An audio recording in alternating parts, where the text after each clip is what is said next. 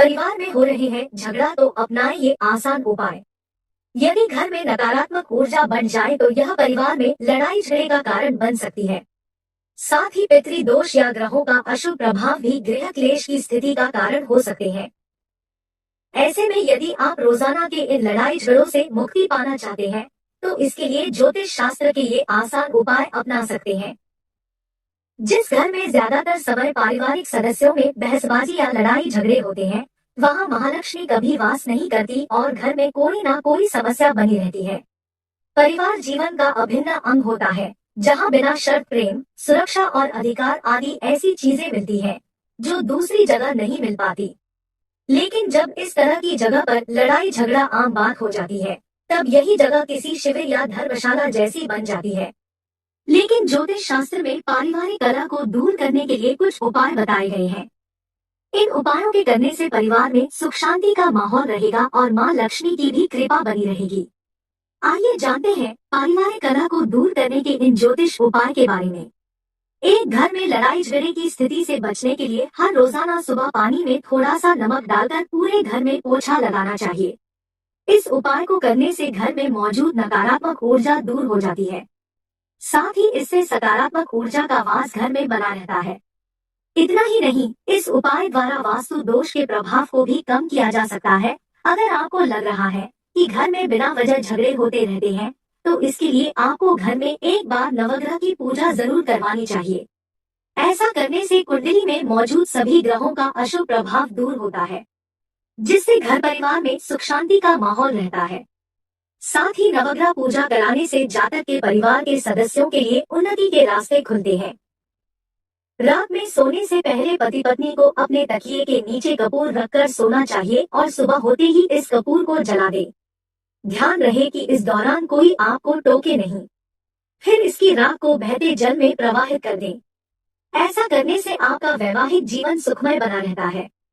इसके साथ ही घर के ईशान कोण में रोजाना देसी घी का दीपक जलाना चाहिए। इससे घर में सुख शांति बनी रहे। दो गृह क्लेश के लिए रात में सोने से पहले एक टुकड़ा कपूर का गाय के घी में डुबोकर पीतल के बर्तन में जलाने से लाभ होता है। सप्ताह में एक दिन आप घर में कपूर का धुआं भी कर सकते हैं। इससे मन को शांति मिलती है और घर में सकारात्मक ऊर्जा प्रवेश करती है। हनुमान जी के समक्ष मंगलवार के दिन पंचमुखी दीपक और अष्टगंध जलाएं और घर में अष्टगंध की खुशबू फैलाएं। इससे आपके घर में सकारात्मक ऊर्जा का प्रवेश होगा। घर में सुख शांति बनी रहेगी। घर में लगातार हो रहे लड़ाई झगड़े से छुटकारा पाने के लिए केसर का उपाय भी कर सकते हैं। इसके लिए एक चुटकी केसर को पानी में डालकर उस पानी से स्नान करें। केसर का दूध पीने से भी मन में शांति बनी रहती है। जिस घर में अक्सर कलह होती है, वहाँ हर महीने सत्यनारायण भगवान की कथा कराना चाहिए। इससे घर में सुख समृद्धि बनी रहती है। वास्तु के अनुसार घर के मंदिर में कभी भी देवी देवताओं की तस्वीर या मूर्ति को आमने सामने नहीं लगाना चाहिए। ऐसा करने से घर में परिवार के सदस्यों के बीच मनमुटाव बढ़ता है। इसके साथ ही देवी देवता की एक से ज्यादा तस्वीर नहीं लगानी चाहिए। ये भी लड़ाई झगड़े का कारण बनता है। वास्तु के अनुसार मंगलवार के दिन हनुमान जी के सामने पंचमुखी दीपक प्रज्वलित करने से घर में सकारात्मक ऊर्जा का संचार होता है। इतना ही नहीं, अष्टगंध जलाकर उसकी सुगंध पूरे घर में फैलाने से घर में सुख शांति आती है। वास्तु के अनुसार घर में लगे फ्यूज बल्बों को अशुभ माना गया है। इतना ही नहीं, वास्तु के अनुसार घर के कोनों में अंधेरा होना भी अशुभ होता है। वास्तु जानकारों का कहना है कि बिजली के खराब उपकरणों को घर में रखने से गृह कलेश और तनाव बढ़ सकता है। 3 अमावस्या या श्राद्ध पक्ष में पितरों को तर्पण या भोजन कराएं और हर शुभ कार्य में पितरों को ध्यान अवश्य करें। साथ ही कौए, कुत्ते, गाय, चिड़ियों को दाना डालें और चींटियों को आटा डालें। वहीं पीपल या बरगद के पेड़ पर जल चढ़ाते रहें। ऐसा करने से पितृ दोष दूर होता है और पितरों के आशीर्वाद से घर में सुख शांति और उन्नति बनी रहती है। साथ ही पारिवारिक सदस्यों में आपसी प्रेम बना रहता है। घर में नकारात्मक ऊर्जा को दूर करने के लिए मंगलवार के दिन हनुमान जी की पूजा करें। सुबह शाम हनुमान जी के सामने पंचमुखी दीपक जलाएं और अष्टगंध जलाकर उसकी सुगंध पूरे घर में फैलाएं। ऐसा करने से घर में मौजूद नकारात्मक ऊर्जा दूर होती है और पारिवारिक सदस्यों की उन्नति होती है। साथ ही इस उपाय से बच्चों को रोगों, शिक्षा में अड़चन, विवाद आदि चीजों से मुक्ति मिलती है। बहुत से लोगों में आदत होती है कि वह बिस्तर पर भोजन करते हैं, ऐसा करना अशुभ माना गया है। साथ ही जो झूठे बर्तन किचन में रखते हैं, बाहर के जूते चप्पल घर के भीतर लाते हैं, वे घर में कई सारी समस्याओं को निमंत्रण देते हैं। हमेशा ध्यान रखना चाहिए कि बिस्तर पर भोजन न करें, बाहर के जूते चप्पल घर में ना लाएं और किचन को हमेशा साफ सुथरा रखें। परिवार में चल रहे झगड़ों से निपटने के लिए केसर का उपाय भी लाभकारी होता है। इसके लिए चुटकी भर केसर पानी में मिलाकर स्नान करें, फिर पूजा पाठ कर केसर का तिलक लगाएं। कहते हैं कि केसर वाला दूध पीने से भी घर में शांति आती है और क्लेश नहीं होता है। चार परिवार के जिन सदस्यों के बीच अक्सर लड़ाई होती है, उनके विचारों को समझने की कोशिश करें। यह जानने का प्रयास करें कि वह क्या सोचते हैं और चीजों को लेकर उनका क्या नजरिया है। अगर आप उनकी सोच को समझ जाएंगे तो झगड़े की वजह भी पता चल जाएगी और झगड़े को टाला जा सकेगा। परिवार में किसी सदस्य को कोई परेशानी हो तो उसे घर में सभी के साथ साझा करें। ऐसा करने से परिवार के लोग एक दूसरे की परेशानियों को समझेंगे और उनका मन भी हल्का हो जाएगा। सदस्य की परेशानी समझकर उसके झगड़े रवैये पर अन्य लोग आक्रामक प्रतिक्रिया देने से बचेंगे और झगड़े कम होंगे। अगर आपको परिवार के किसी सदस्य का रवैया पसंद नहीं आ रहा, जो लड़ाई झगड़े की वजह बनता है, तो खुलकर उसे यह बताएं। बातचीत करने से गलतफहमियां दूर होती है और समस्या का हल निकलता है। इससे झगड़ा होने की संभावना कम हो जाती है। अक्सर मतभेद होने पर लोग चीखने चिल्लाने लगते हैं। इससे घर में तनाव बढ़ता है। कई बार गुस्से में कहे गए आपके अपशब्द परिवार के सदस्य को आहत करते हैं, जिसके कारण उनकी ओर से भी प्रतिक्रिया आती है और विवाद बढ़ने लगता है। इसलिए मनमुटाव की स्थिति में भी भाषा पर नियंत्रण रखें और चिल्लाकर बात न करें। कई बार लोग फैमिली को खुश रखने के लिए अपनी परेशानियों को परिवार से साझा नहीं करते हैं। हालांकि परिवार का मतलब ही सुख और दुख में साथ देना होता है।